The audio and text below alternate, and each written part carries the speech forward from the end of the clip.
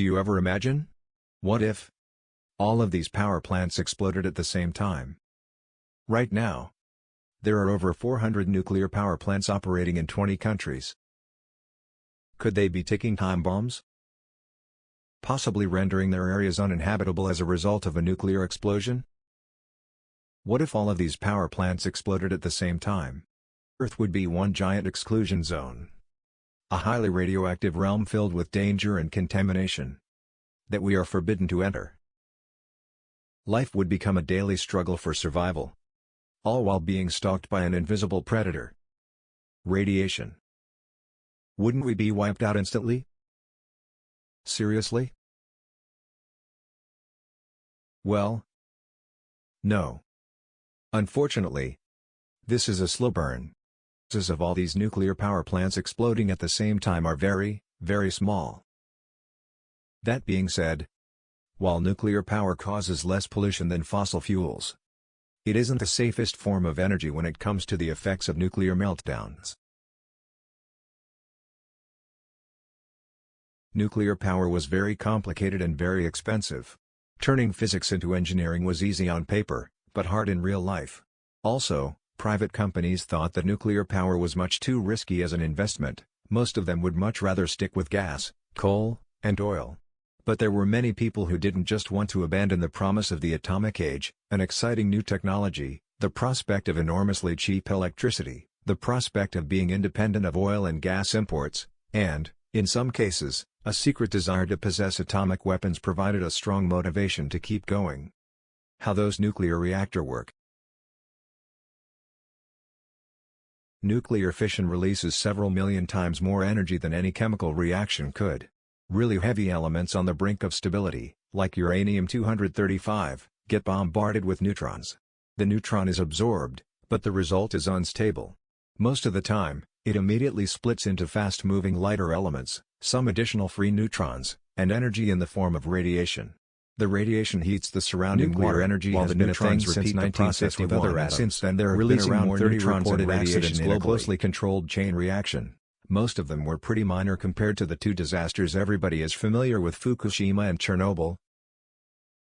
Chernobyl is undoubtedly the worst nuclear accident in history for a number of reasons. The reactor technology was old and ill-prepared for emergencies, and the government response was slow and more concerned about image than damage control. Still, only 31 people died directly in the accident. But what makes nuclear energy scary is not reactors blowing up but the radiation they release. The second big nuclear accident was Fukushima Daiichi in 2011. Fukushima did not only operate with much better technology that was less dangerous in the first place, much better security measures were in place. And the official response was fast and decisive. And so the current death toll is only 573. The major difference here is that these deaths were not a consequence of radiation. They were indirect deaths from the stress of the evacuation of the areas around the reactors, and occurred almost entirely in older populations. Estimates of the possible long-term deaths from radiation vary widely from none at all to about 1,000. In terms of the other long-term consequences, an increase in thyroid cancer in children has been observed. But according to the WHO, this is related to the increased screening rate. By 2018 there had been only one confirmed death among workers as a result of radiation-induced lung cancer. Nuclear reactors don't explode like atom bombs. Their reactors use nuclear fission to generate electricity. But an atom bomb uses nuclear fission to generate energy that causes an explosion. Nuclear reactors are controlled and monitored, while an atom bomb is an uncontrolled fission chain reaction.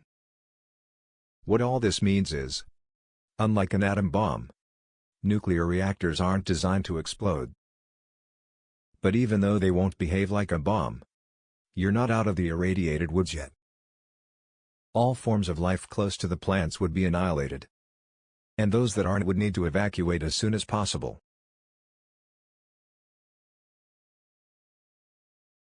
If they aren't handled properly, radiation poisoning and contamination could spread through the soil and water. You know, the things you use to drink and grow food. Thousands, if not millions of people, would be at risk of radiation sickness. And cancer rates would go through the roof. If the explosion didn't kill you, chances are the radiation would. Acute radiation syndrome or radiation sickness is caused by receiving a high dose of radiation.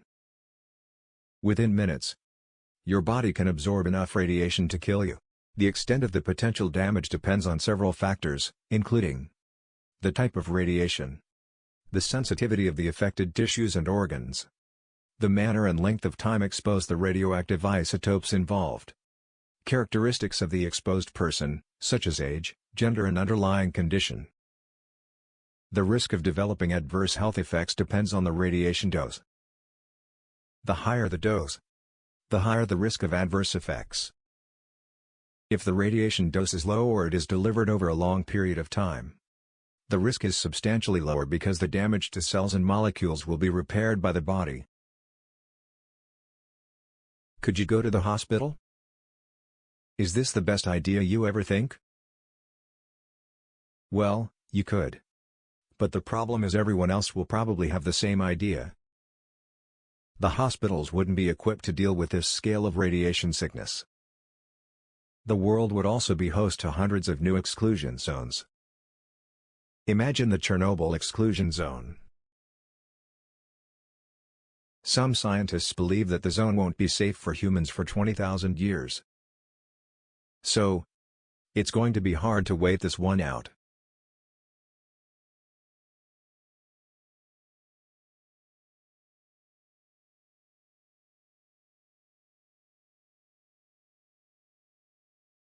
Do you know what you should do when you are in an affected area of nuclear? Let me help you to solve this question. Follow R to stay in. Tune in. And follow instructions. Always follow safety instructions from your national or state officials and stay connected to receive the latest updates.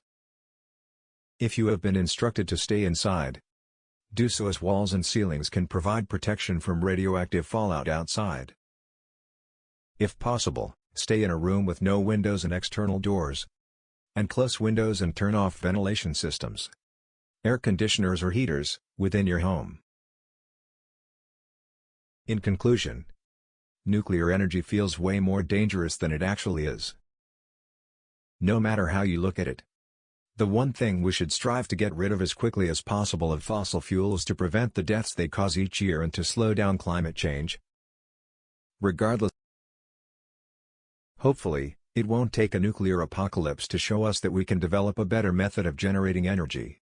We could be using clean, renewable sources of energy that,